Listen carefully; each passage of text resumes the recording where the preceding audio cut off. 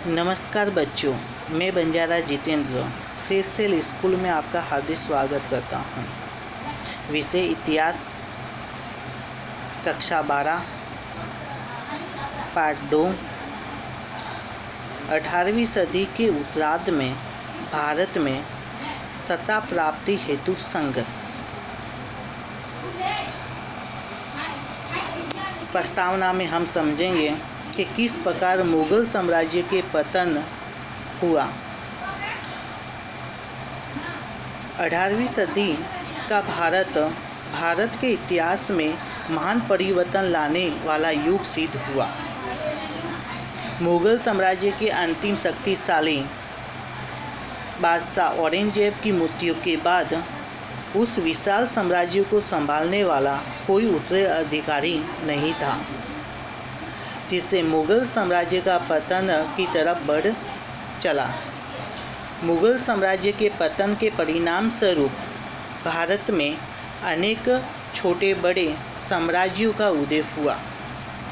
वे सभी अपनी शक्ति बढ़ाने के लिए आपसी लड़ाई में व्यस्त रहे। इनमें मराठा, मैसूर, हैदराबाद और बंगाल जैसे राज्य आगे रहे। उनके बीच एकता का अभाव था।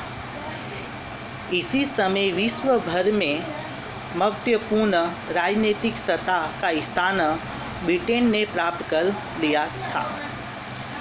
भारत के लिए यह कठिन समय था।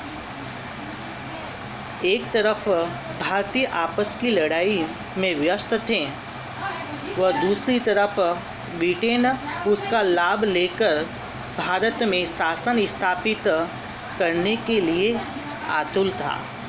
छिन्न भिन्न और निर्बल भारतीयों को वे सरलता से अंकुश में ले सकते थे। इतना ही नहीं, गांधी जी ने लिखा है कि इंग्लैंड ने भारत को जीता नहीं, बल्कि भारतीयों ने ही सोने की थाली में भारत इंग्लैंड को भेंट में दिया था। यह सत्य ही है। भारत का मुगल साम्राज्य तत्कालीन विश्व में सबसे बड़े साम्राज्यों में से एक था।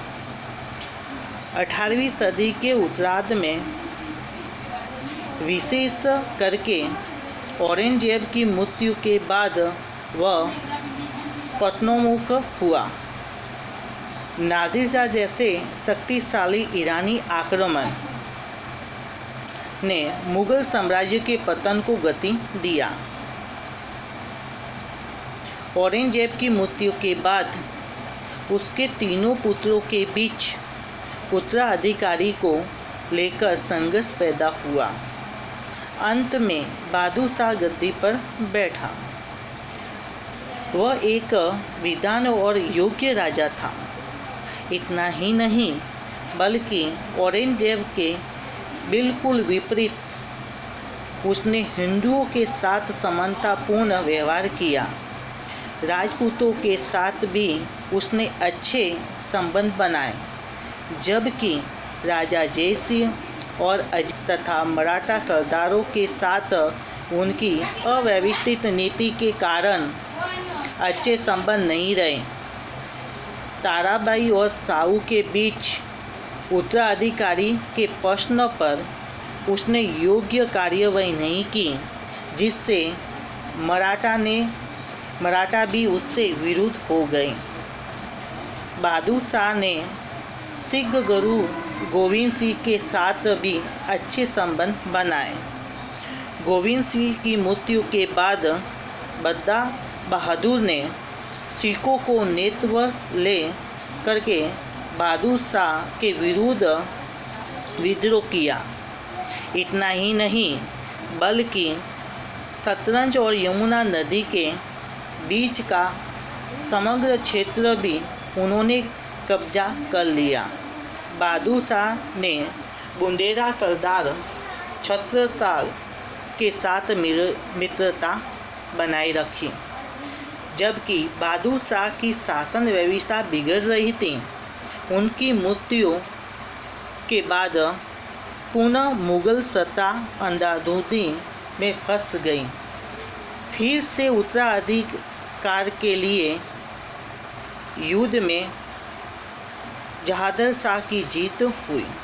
उसका वजीर जुल्फिकार महत्वाकांक्षी था, जबकि उसके समय में राजपूतों के साथ पुनः संबंध स्थापित हुआ। जुल्फिकार के विरुद्ध भी षड्यंत्र रचकर फजूसियल गद्दी पाने में सफल हुआ। सैयद बंधुओं ने उसकी सहायता की।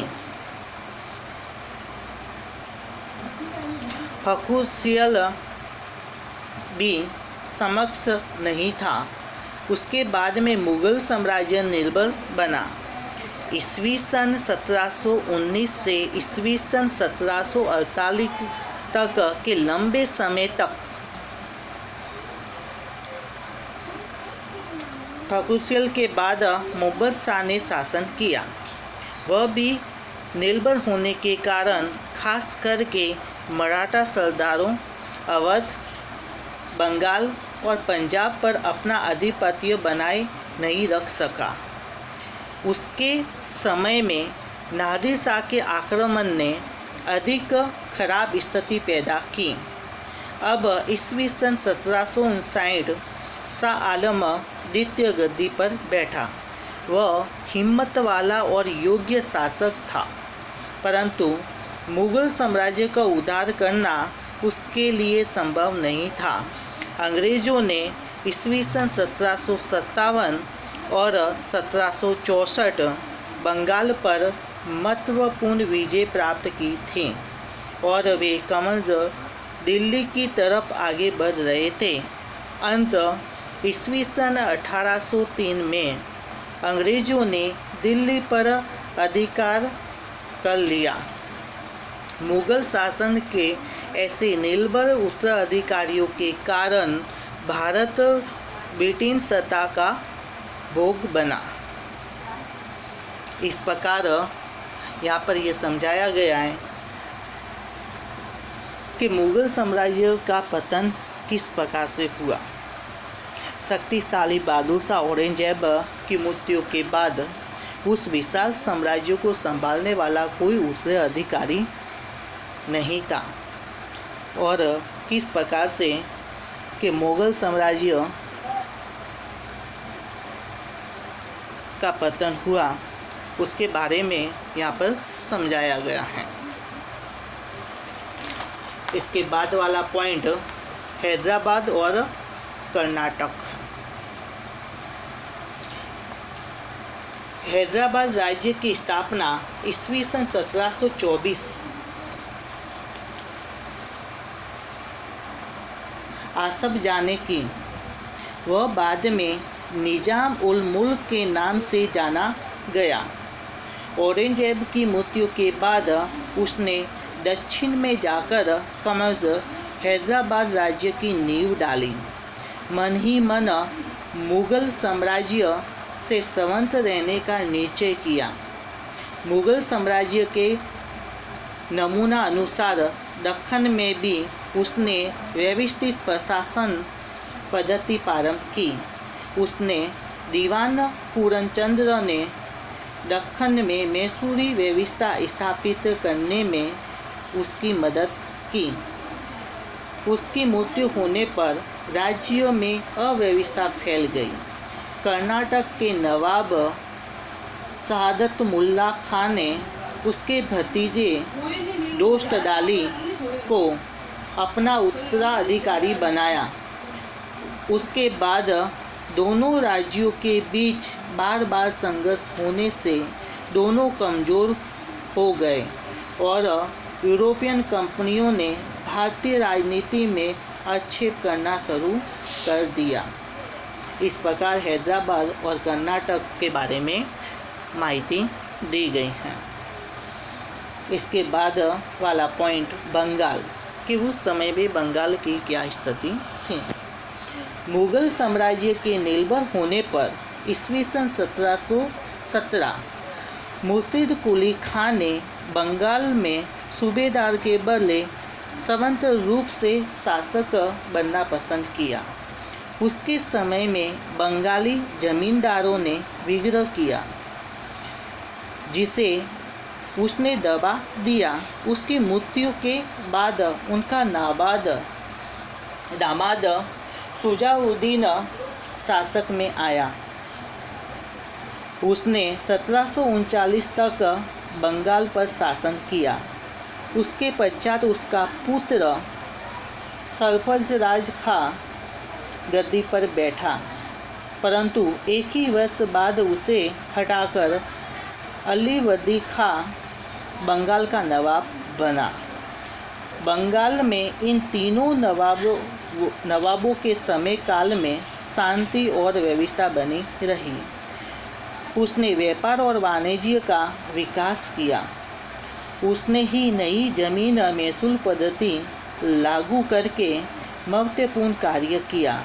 इन तीनों नवाबों ने हिंदुओं और मुसलमानों दोनों को समान अवसर प्रदान किया। उसने व्यापार वाणिज्य खास करके विदेशी व्यापार का विकास करने के लिए नदी मार्गों को सुरक्षित किया। उसने अंग्रेजों और फ्रांसीसी ईस्ट इंडिया कंपनी को कोलकाता और चंद्रनगर में कारखानों की किल्लेबंदी पर रोक लगाई। बंगाल के नवाब ने शक्तिशाली सैन्य रखने का बुद्धिमत्तापूर्ण कार्य नहीं किया था। परिणाम स्वरूप उनका उत्तराधिकारी सिराजुद्दौला के समय में प्लासी का युद्ध 1757 में ईस्ट इंडिया कंपनी ने नवाब की सेना की हराकर भारत पर अपनी सत्ता स्थापित कर दी। इस प्रकार प्लासी का युद्ध 1757 में और ईस्ट इंडिया कंपनी के गवर्नर जनरल और बंगाल के नवाब उत्तराधिकारी सिराजुद्दौला के बीच में हुआ था। इसके बाद वाला पॉइंट अवध। शहादत खां को अवध का सूबेदार नियुक्त ईस्वी सन 1722 में किया गया था, जिसे बुरहान उल मुल्क के नाम से पहचाना जाता था। उसने अवध के संवत राज्य की स्थापना की थी और बुद्धिशाली और शक्तिशाली था। उसने नई जमीन महसूल पद्धति का प्रारंभ किया था। उसने हिंदुओं और मुस्लिमों के बीच समानतापूर्ण व्यवहार किया था। उसकी मृत्यु होने पर सफदरजंग ने इलाहाबाद और नवद का संचालन अपने हाथ में ले लिया। बगेश नवाब के सामने 1750-51 उसका महत्वपूर्ण युद्ध हुआ। सफदरजंग ने शहादत खां की तरह व्यवस्थित नीति अपनाई। उसने लखनऊ और अवध का विकास किया। इतना ही नहीं, साहित्य एवं कला तथा हस्तशिल्प का उसके समय में खूब विकास हुआ था। नैतिक रूप से भी वह साफ सुथरा था। बक्सर का युद्ध ईस्वी सन 1764 में ईस्ट इंडिया कंपनी के सामने अवध की पराजय हुई। इस प्रकार बंगाल और अवध के बारे में जानकारी दी गई है। इसके बाद वाला पॉइंट मैसूर। दक्षिण भारत में विजयनगर साम्राज्य के अंत के बाद हैदराबाद के पास स्थित मैसूर हैदर अली के नेतृत्व में सबसे शक्तिशाली राज्य बना था। उसने मैसूर के राजा कृष्णराज वडियार को नाम मात्र का राजा बना करके वास्तव सत्ता अपने हाथ में ली। कुशांग बुद्धि और प्रतिभावान हैदर अली ने मैसूर का महत्वपूर्ण विकास किया था। फ्रांसीसी ईस्ट इंडिया